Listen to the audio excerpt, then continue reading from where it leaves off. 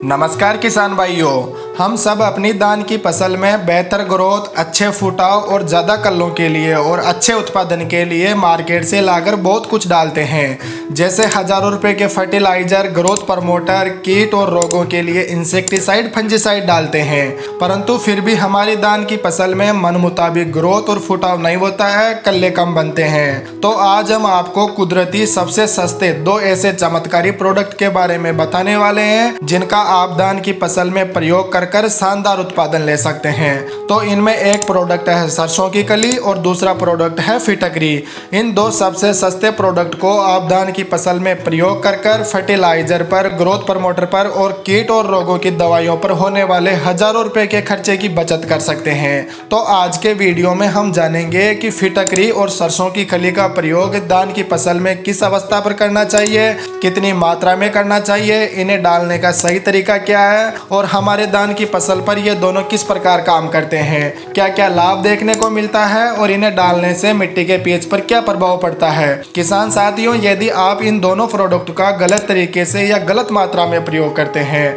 तो आपको फायदे की तुलना में नुकसान भी हो सकता है। इसलिए सही और सटीक जानकारी के लिए आप वीडियो पूरा देखिए।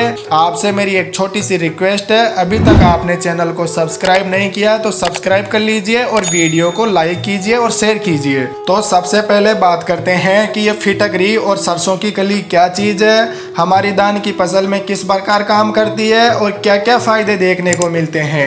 फिटकरी की बात करें तो ये क्रिस्टल टाइप की होती है। इसका मुख्य कंपोनेंट पोटेशियम एल्यूमिनियम सल्फेट होता है, यानी कि इसमें पोटेशियम, एल्यूमिनियम और सल्फर एलिमेंट होते हैं। ये एक ऐसा प्रोडक्ट है जो खेती में न्यूट्रिएंट की पूर्ति भी करता है, मिट्टी के पीएच को भी बैलेंस करता है और विभिन्न प्रकार के कीटों और रोगों के लिए इंसेक्टिसाइड और पेस्टिसाइड का काम करता है और धान में ग्रोथ प्रमोटर का काम भी करता है। फिटकरी में 11.2% पोटास होता है जो धान के पौधे की जड़ें और तने को मजबूत करता है और ग्रोथ और कल्ले को बढ़ाता है और साथ में दाने की क्वालिटी को भी बढ़ाता है।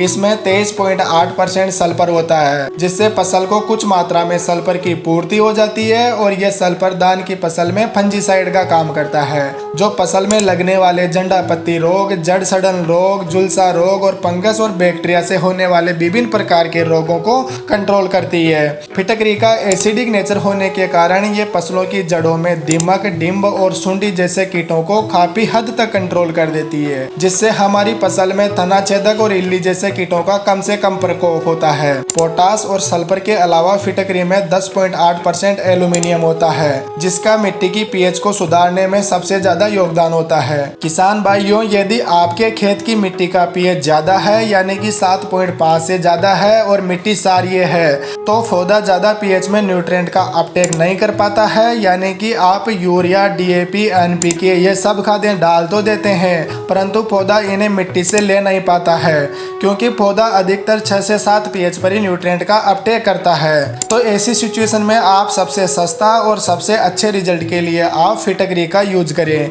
इसमें एल्यूमिनियम होता है जो सोइल में पीएच को कम करके धान की फसल में सभी न्यूट्रिएंट को आसानी से उपलब्ध करवाती है। किसान साथियों, फिटकरी के बाद अब सरसों की खली की बात करते हैं। यह एक जैविक प्रोडक्ट है। धान की फसल में सरसों की खली डालने पर एक साथ 6 प्रकार के पोषक तत्व मिलते हैं। इसमें 4.5% नाइट्रोजन, 1.5% फास्फोरस, 1% पोटास और 1 से 2% सल्फर होता है और कुछ मात्रा में जिंक और बोरोन भी मिल जाता है। फिटकरी में और सरसों की खली में जितने न्यूट्रिएंट होते हैं उतने आपको एक साथ इतने सस्ते में किसी भी रासायनिक खाद में नहीं मिलेंगे। ये फसल में पोषक तत्व तो प्रदान करती है, उसके साथ में खेत में एक पतली परत बना के लंबे समय तक पानी को नीचे जाने से भी रोकती है। सरसों की खली और फिटकरी का सही समय और सही मात्रा में देने से कल्ले का फुटाव ज्यादा होता है, पौधे की ग्रोथ जल्दी होती है और मिट्टी का पीएच बैलेंस होता है और उत्पादन तो बढ़ता ही है। अब बात करते हैं कि धान की फसल में फिटकरी और सरसों की खली का प्रयोग कब करना चाहिए। तो इन दोनों को आप धान रोपाई के 15 दिन बाद कभी भी दे सकते हैं, परंतु धान रोपाई के बाद 20 से 30 दिन की फसल में ही इनको डालने की कोशिश करें क्योंकि इस समय अवधि में ही कल्लों का सबसे ज़्यादा फुटाव होता है और यदि आप कल्ले निकलते समय इन दोनों को डालते हैं तो फुटाव, ग्रोथ और कल्ले तो ज़्यादा आएंगे ही, उसके साथ साथ में सभी कल्ले में बालियां भी देखने को मिलेगी। अब बात बात करते हैं कि हमारे धान की फसल में सरसों की खली और फिटकरी को कितनी मात्रा में डालना है और इसका उपयोग करने का सही तरीका क्या है। किसान भाइयों, वीडियो के लास्ट में मैं आपको इन्हें डालने के लिए कुछ सावधानियां बताऊंगा, उन्हें आप जरूर देखें, नहीं तो फायदे की जगह आपको बहुत बड़ा नुकसान भी हो सकता है। मात्रा की अगर बात करें तो आपको 15 किलोग्राम प्रति एकड़ के हिसाब से सरसों की खली लेना है और इसके साथ ही आपको फिटकरी लेना है। लेकिन फिटकरी की मात्रा आपको आपके खेत के पीएच के हिसाब से ही लेना है, क्योंकि इसका आप ज़्यादा मात्रा में प्रयोग करते हैं तो मिट्टी और फसल दोनों को नुकसान हो सकता है।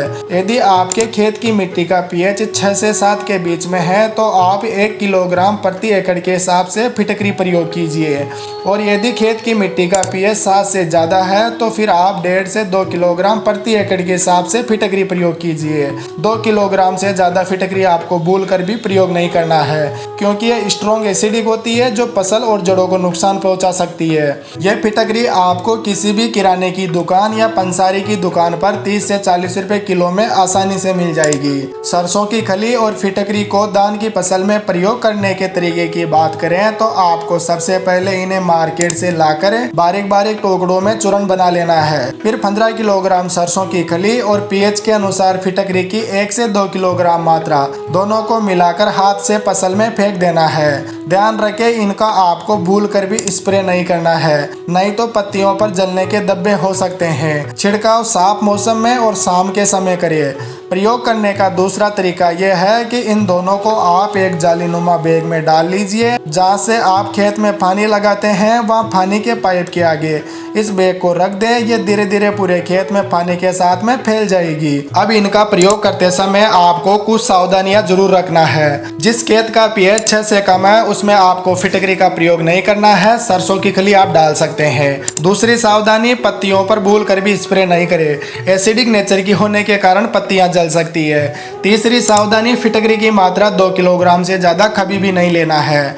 और यदि आप लगातार नहर के पानी से या फिर बारिश के पानी से सिंचाई करते हैं तो आपको फिटकरी का प्रयोग नहीं करना है।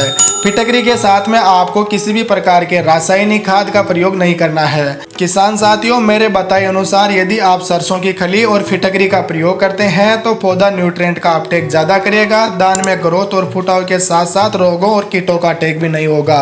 सभी कल्लों में बालियां आएंगी, दाने मोटे बनेंगे और उत्पादन में जबरदस्त बढ़ोतरी देखने को मिलेगी। जानकारी बढ़िया लगी तो आप वीडियो को लाइक कीजिए, शेयर कीजिए और चैनल को सब्सक्राइब जरूर कीजिए। धन्यवाद।